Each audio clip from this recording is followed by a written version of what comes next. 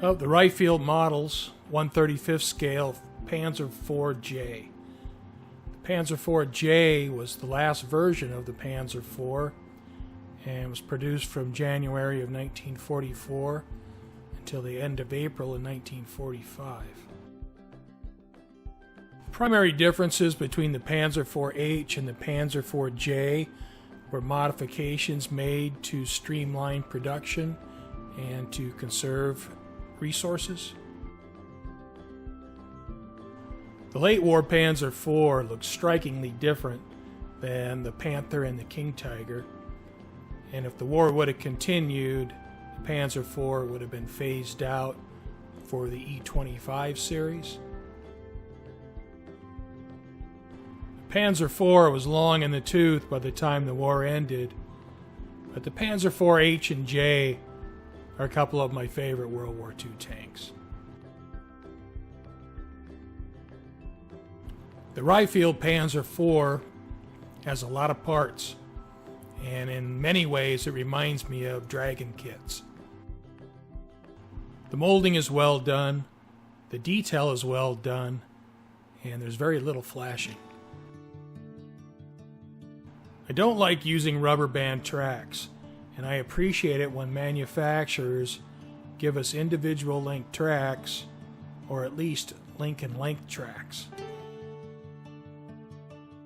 The individual linked standard Panzer IV tracks supplied with the kit I'll save for another project because I have a set of Friulmodel Ostketten tracks I'm going to use with the model.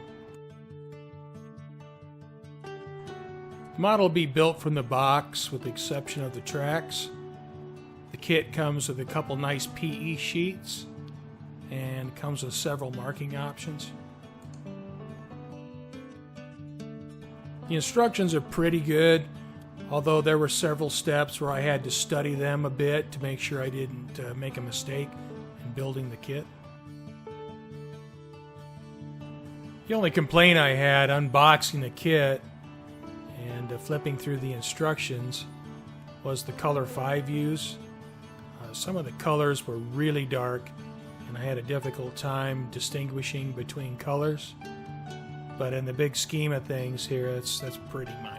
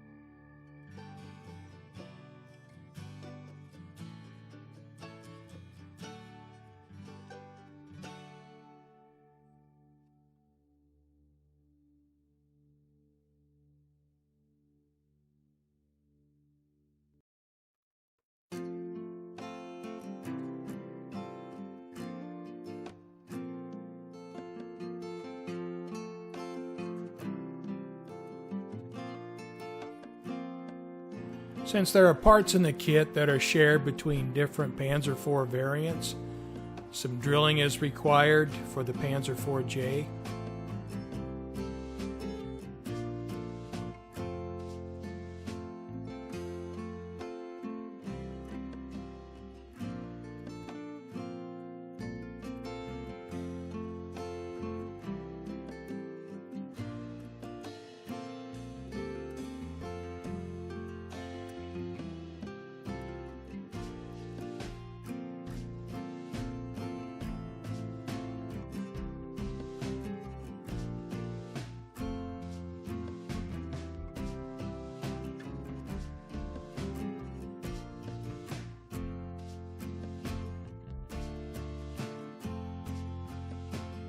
The lower hull went together really well. Excellent parts fit, no gaps.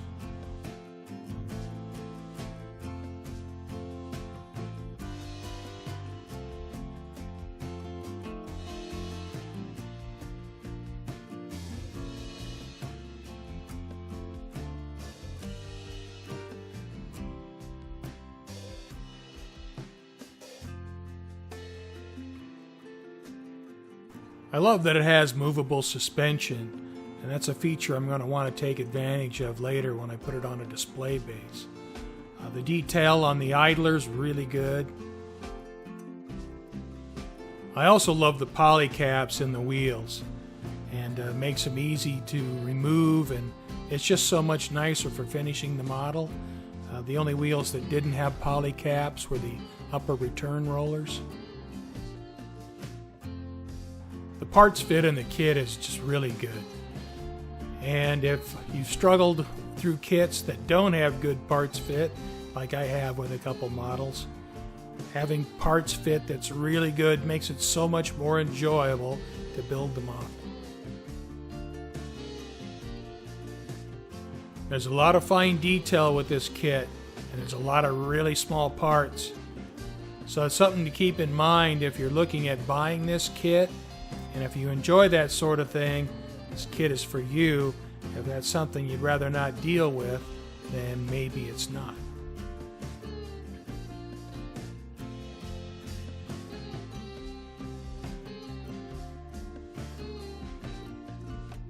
And here are the Friulmodel Ostketten tracks. And I follow along with the instructions, and I put together the tracks at the same point you would build the kit tracks.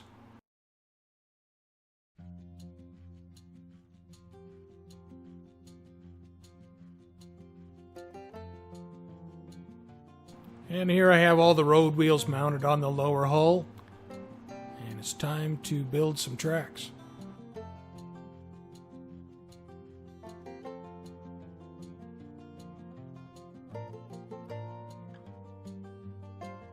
Friul tracks are a lot of work. I freely admit that. Every single link had to be drilled on both sides, and then after drilling they had to be filed. But with that being said, this is a hobby. The model doesn't have to be built in a weekend. I can just take my time, and I'll work on them when I feel like working on them. And if it takes me a couple weekends to build a set of tracks, then it does.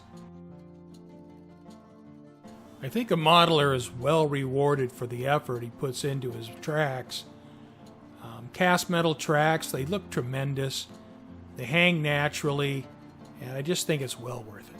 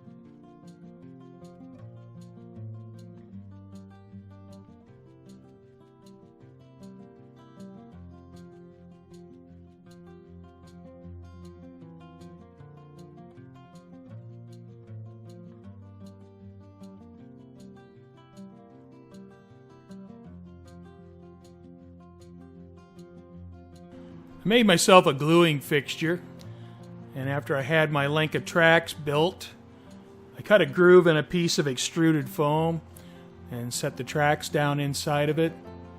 And I had the end exposed where the wire is. And I took my CA tool, which is essentially a hobby blade with a small wire on the end. Then I dipped that in CA and then I placed that on the end with the wire.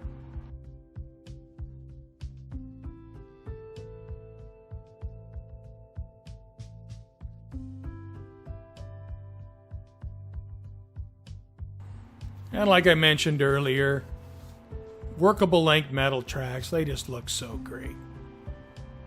And they hang naturally. They just look really good. It's well worth it. It's worth the cost and it's worth the work. And also the movable suspension in conjunction with the workable length tracks, you have all sorts of options when you decide to put your model on a display base.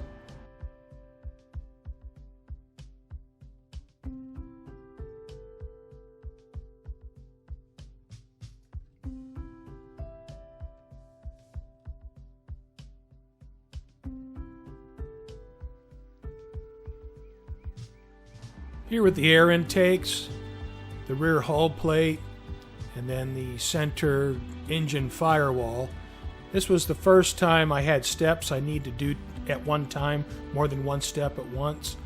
They want you to glue the air intakes in place, but I think if you did that and they were out of position, you would have a hard time getting the other pieces to line up. So you need to do multiple steps at once there.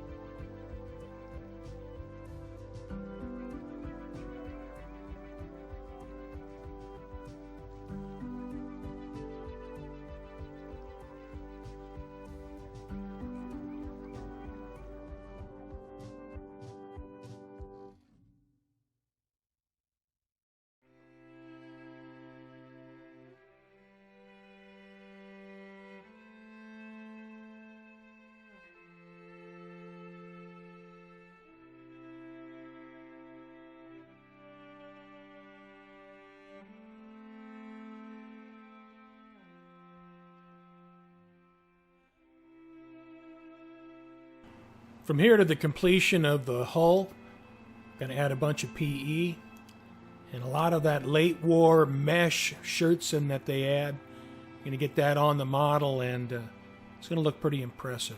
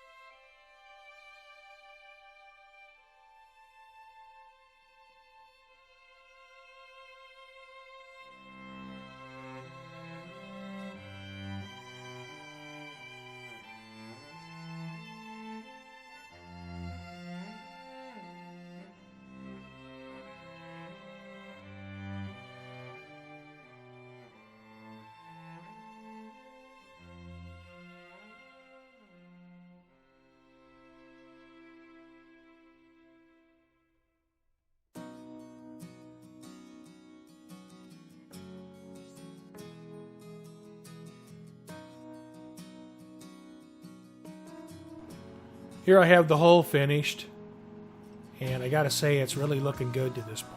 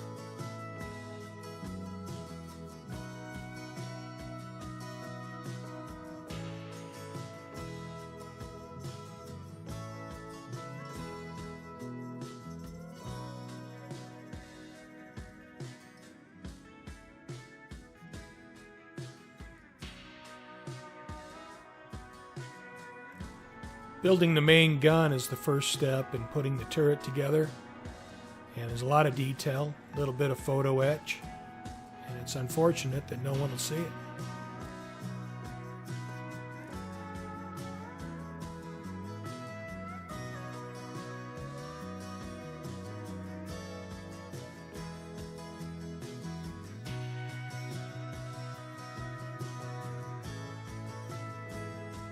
Yeah, the main gun is beautiful. It's a model within a model.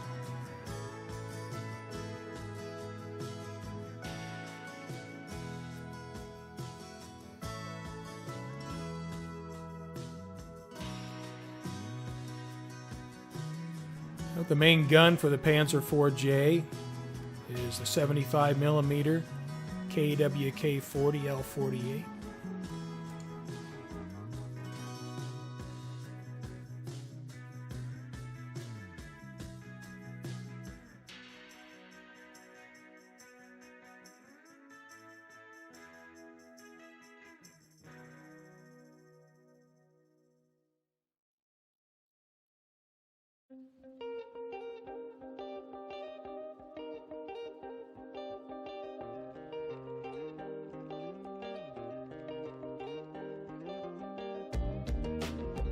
Now we're getting ready to put some of the larger components together. These tiny photo etch brackets go inside the spaced armor, the rear piece of the spaced armor, and those hold the screens that go down in between the spaced armor and the stowage bin. Now they're kind of finicky. They sure look nice when you get them installed.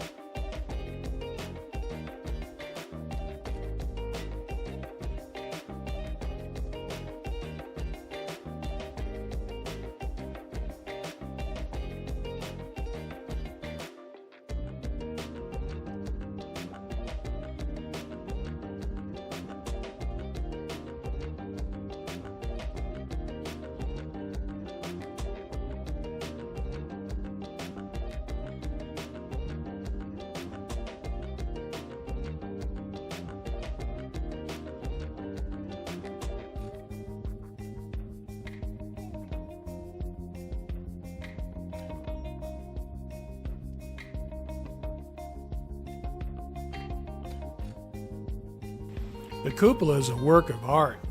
For me, that was one of the most enjoyable sub-assemblies to build in the kit. Yeah, the inside of the cupola is just beautiful. It's too bad nobody's going to see it.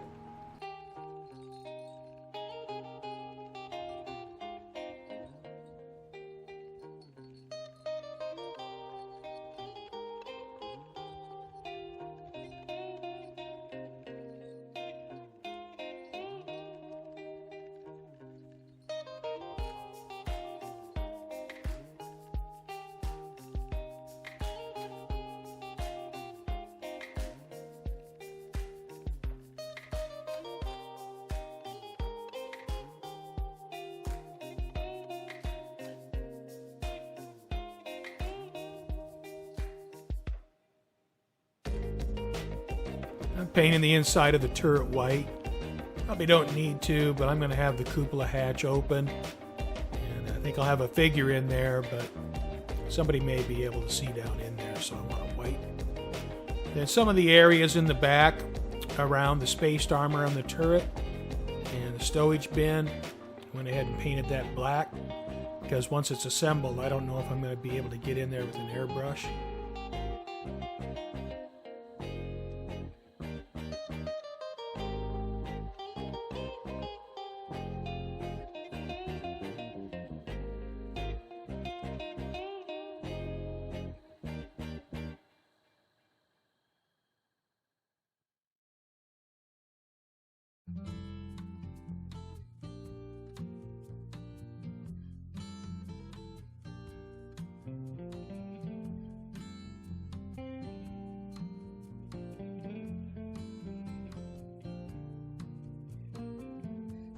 Parts fit for the turret was just like the hull. The fit was really good. I didn't have to use any putty in the whole model. The fit was really good. Panzer IV turret is a beautiful thing. The spaced armor is really cool. And there's a ton of tiny photo etch detail.